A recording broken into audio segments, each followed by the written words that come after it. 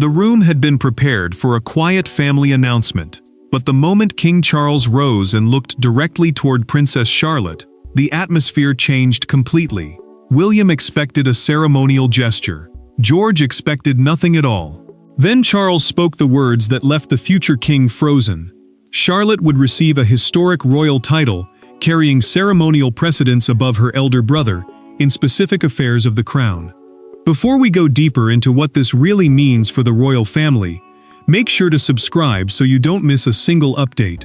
Charles had summoned William, Catherine, George, Charlotte, Camilla, and Princess Anne to the White Drawing Room at Windsor Castle, with no press officers present and one senior courtier recording every word. The king named Charlotte Lady Guardian of the Crown, a revived office requiring her to protect royal history, records, and ceremonial traditions. It gave her precedence over George only during heritage councils, commemorations, and matters involving the royal archives, the protected collection of royal papers and objects, until he became monarch. William gripped his chair. The prince understood that succession had not changed, yet symbolism could wound as deeply as law. George remained the direct heir, expected to inherit the throne, but he now watched his younger sister receive authority in a part of royal life where he would temporarily stand behind. Catherine studied both children, sensing the honor had arrived wrapped in danger. Charlotte lowered her eyes, already afraid that one title might turn loyalty into rivalry. George said nothing. His silence carried confusion, hurt, and the question nobody dared ask aloud. Did his grandfather trust Charlotte more? Camilla shifted while the queen consort watched Charles explain that the title included independent access to sealed archives, councils, and hereditary duties George could not exercise while preparing for kingship. The monarch spoke calmly, but every explanation made the decision feel older and more deliberate. Anne moved. The princess placed a narrow velvet case before Charlotte and opened it, revealing an antique silver insignia linked to a forgotten female protector of the monarchy. William's expression changed. The case had been restored, the rules reviewed, and the witnesses selected long before the meeting. This was not a sudden gesture. It was a completed plan. William demanded to know who had first proposed elevating Charlotte. The king did not answer. He looked toward Anne instead, and in that brief exchange, the prince saw the outline of a secret growing for months. But William's shock was only the surface, because behind Charlotte's new title stood 4 people carrying 4 very different fears. And one of them had already decided that George could not be told the whole truth. For the public, George and Charlotte had always represented unity, the heir and the sister who stood beside him. Inside the palace, however, Charles's decision forced them into roles neither child had chosen. George was being prepared to inherit the crown, while Charlotte had suddenly been entrusted with protecting its memory. Between them stood William, terrified that duty had begun dividing his family. William followed George into a sitting room, where the boy asked whether his grandfather believed he was incapable of protecting the monarchy. The prince knew future kingship meant years of constitutional history, public service, and emotional discipline designed to keep the crown stable. Yet he paused too long. George noticed. That silence hurt more than any answer, because the heir had spent his life learning that hesitation inside royal walls concealed an uncomfortable truth. Catherine found Charlotte alone, with the velvet case unopened in her hands. The young princess had earned a reputation for noticing what others missed, remembering family traditions, and asking about stories attached to objects preserved in the royal archives. Those archives were the protected collection of letters, records, and personal items preserving the monarchy's past. Charlotte now had authority there, but she whispered that she wanted no title that made George seem smaller or left him feeling replaced. Anne entered after Catherine sent for her privately. The princess explained that Lady Guardian of the Crown was never intended to rival the heir. It was designed to shield him. A future monarch could be surrounded by advisors, yet remain dangerously alone, and George needed one family member able to defend royal history without desiring his throne. Catherine understood the logic, but she also saw the cost. Charlotte was being praised for strength, while carrying guilt for receiving it. Camilla learned the limits of her authority through a documented briefing from her secretary. The queen consort discovered that Charlotte's role granted direct ceremonial access to rooms and records beyond her household's control. Her expression tightened. The child had received privileges she could not manage, influence, or redirect, and that knowledge made the honor feel less symbolic than Charles had admitted. William searched the papers left after the meeting and found a confidential account bearing the king's handwritten approval. It described a royal memorial involving George and Charlotte, an incident never explained to him and serious enough to revive a forgotten office.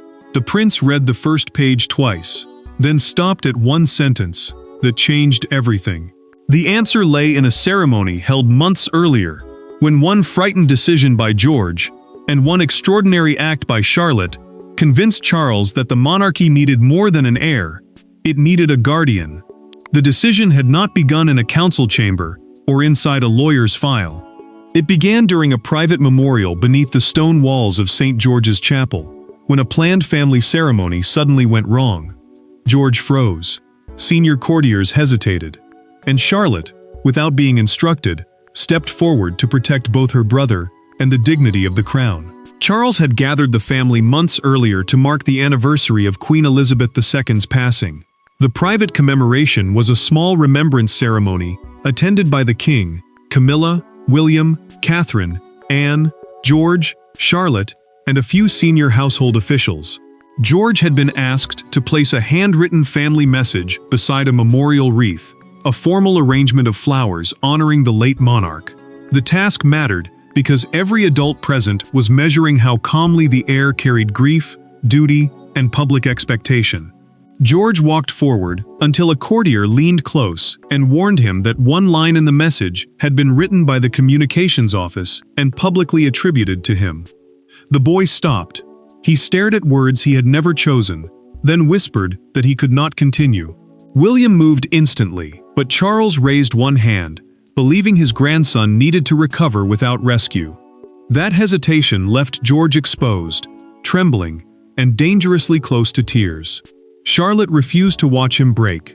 She stepped beside her brother, took his hand, and told the adults that George should not be forced to present feelings that were not his. Then she asked whether they could write a new message together. Catherine held her breath. William lowered his anger long enough to help both children replace the false line with something honest, while Charles watched Charlotte protect the heir without taking the honor for herself. Anne later described the moment to Charles in a recorded private conversation preserved by the household secretary. The princess said Charlotte had shown the rare quality once expected from guardians of the royal household: loyalty without ambition. The king then ordered a documented review and discovered that palace advisors had altered George's words to make him appear more emotionally polished. The manipulation convinced him that a future monarch could be surrounded by experts and still remain undefended.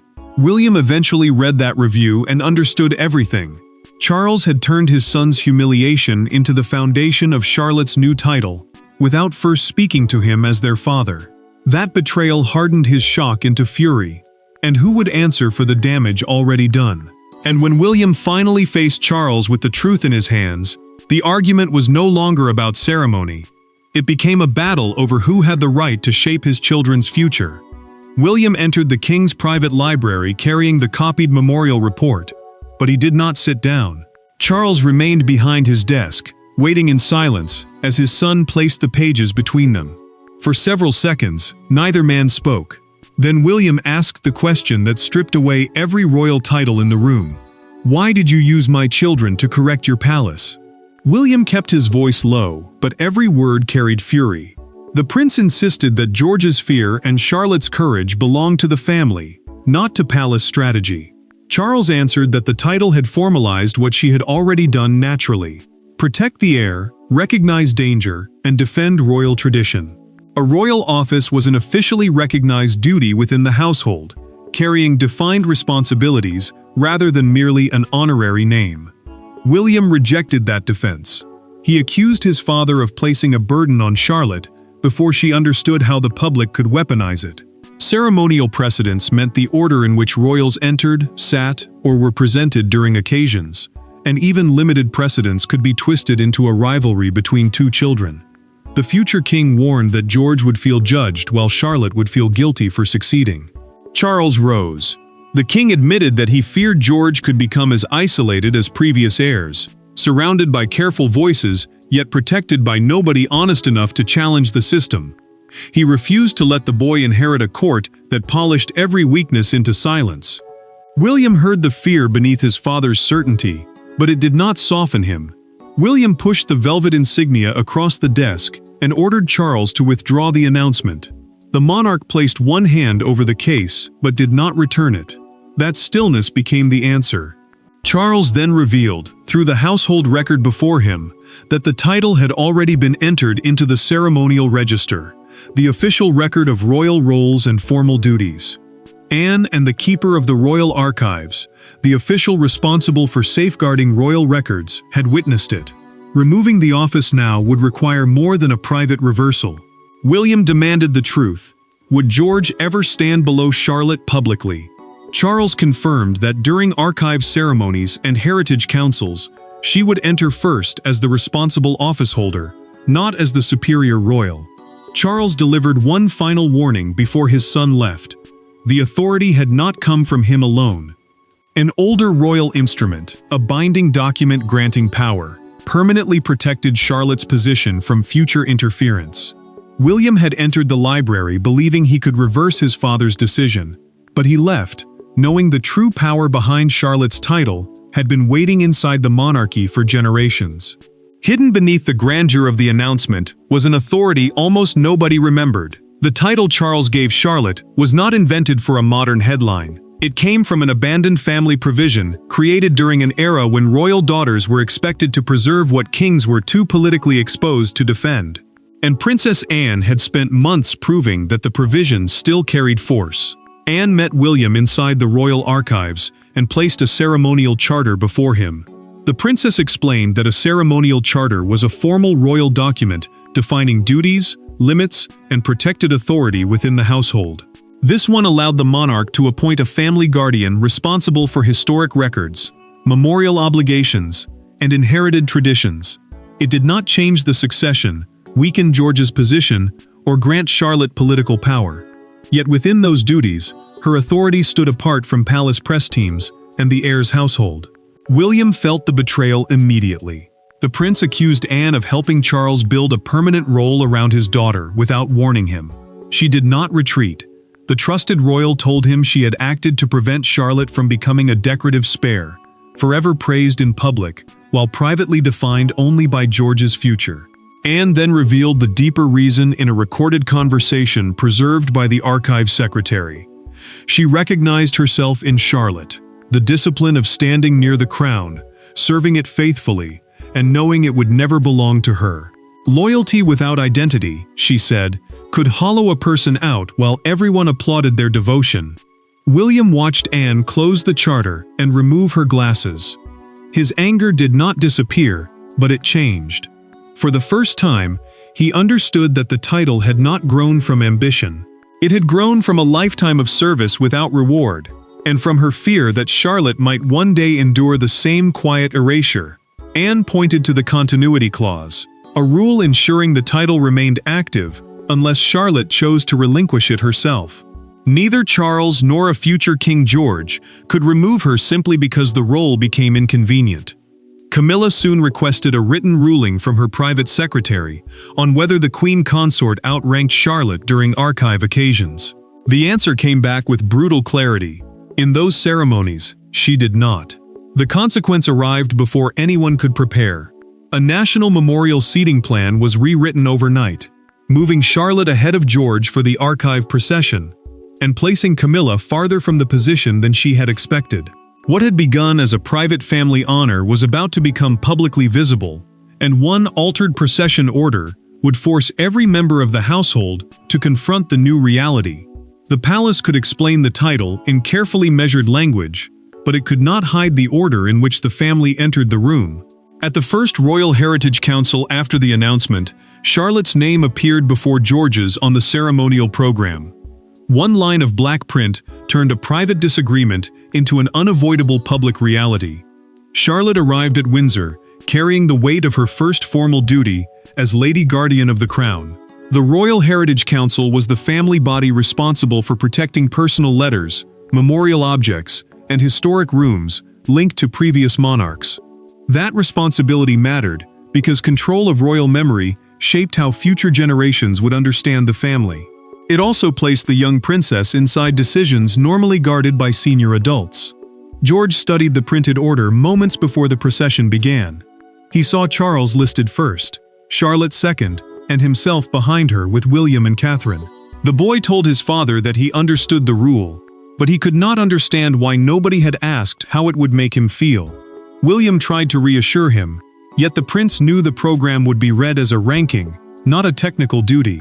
Charlotte overheard every word.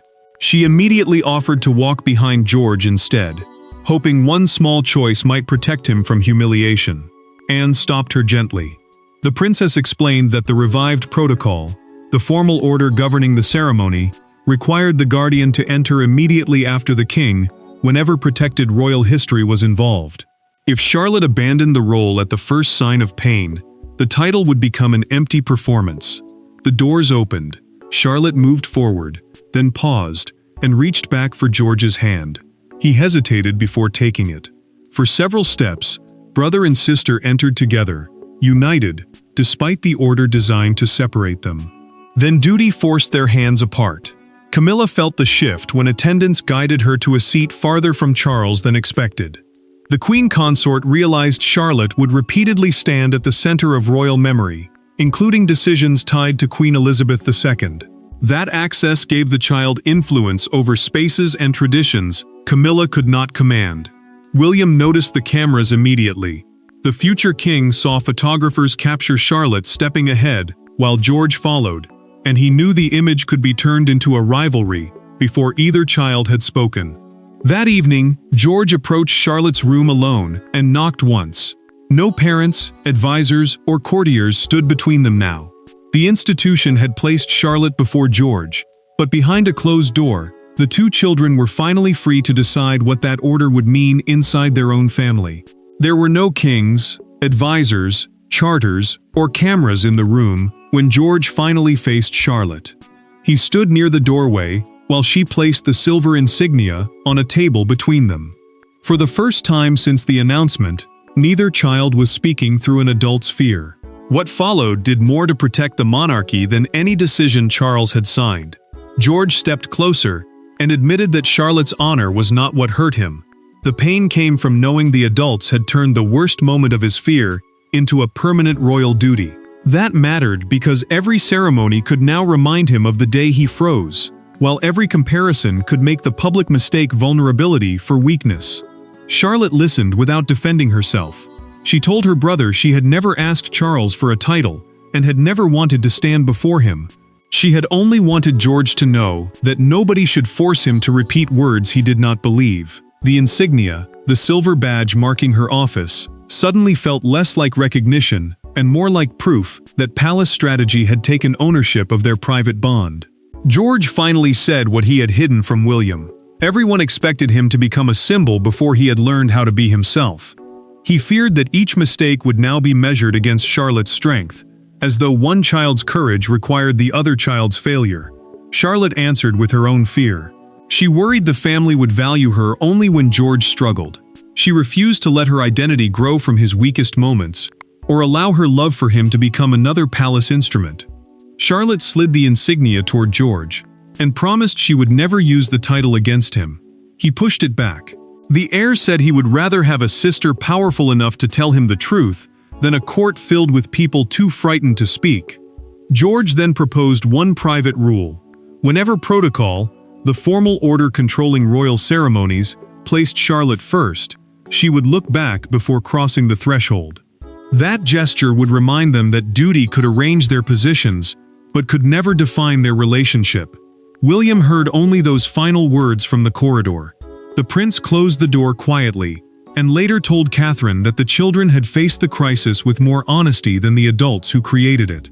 By morning, their promise had escaped the room in a single photograph, and no palace statement could control what followed. The palace had feared the world would see rivalry, but the image captured outside Windsor showed something entirely different. And within hours, The story belonged to the public. By sunrise, the monarchy's private struggle had become the country's loudest royal debate. Commentators argued over succession, favoritism, and whether Charlotte had been elevated at George's expense. Then, one photograph appeared from the Windsor ceremony, Charlotte standing at the doorway, turning back toward her brother, while George stepped forward with complete trust. William read the first wave of headlines without speaking. The prince saw the phrase, "Above George," repeated across front pages, and his worst fear became real. The public was being encouraged to mistake a ceremonial duty for a family contest. Catherine reminded him that silence had created the danger. By refusing to explain why Charlotte's role existed, the palace had allowed strangers to define it as rivalry. For William, that mattered because both children would carry those headlines for years. The palace issued a direct clarification before noon. George remained the unquestioned heir, and succession, the legal order deciding who inherits the crown, had not changed.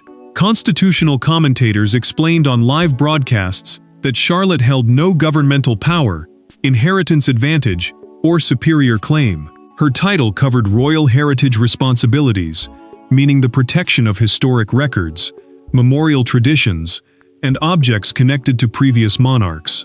Charles watched the doorway image replayed during a televised discussion and finally understood what secrecy had cost. The king admitted to Anne in a recorded private conversation that he had protected the authority of the institution, but failed to protect the family from the announcement. She did not excuse him. The princess told him that a correct decision could still cause damage when imposed without trust. Public feeling shifted with one front page. A national newspaper printed the photograph beneath the headline, "She walked first, but she waited for him." Outside Buckingham Palace, crowds began holding copies of that image, instead of signs condemning the title. The gesture became more powerful than the protocol, because it showed choice where the public had expected competition. A former palace advisor then delivered the defining line during a live evening broadcast, calling Charlotte a shield beside the heir, not a throne above him.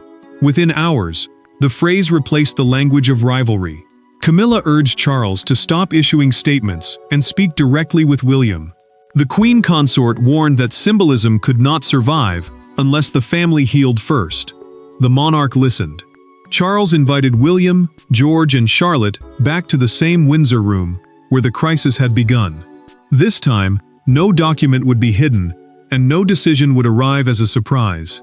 The world had reached its verdict on the photograph, but the monarchy's true verdict could only be delivered inside the family, where Charles finally had to answer for the pain his decision caused. The second meeting at Windsor began differently from the first. Charles did not stand behind a prepared announcement.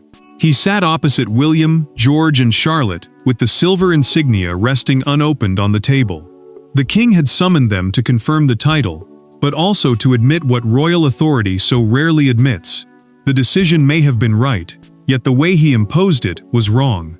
Charles began with the truth.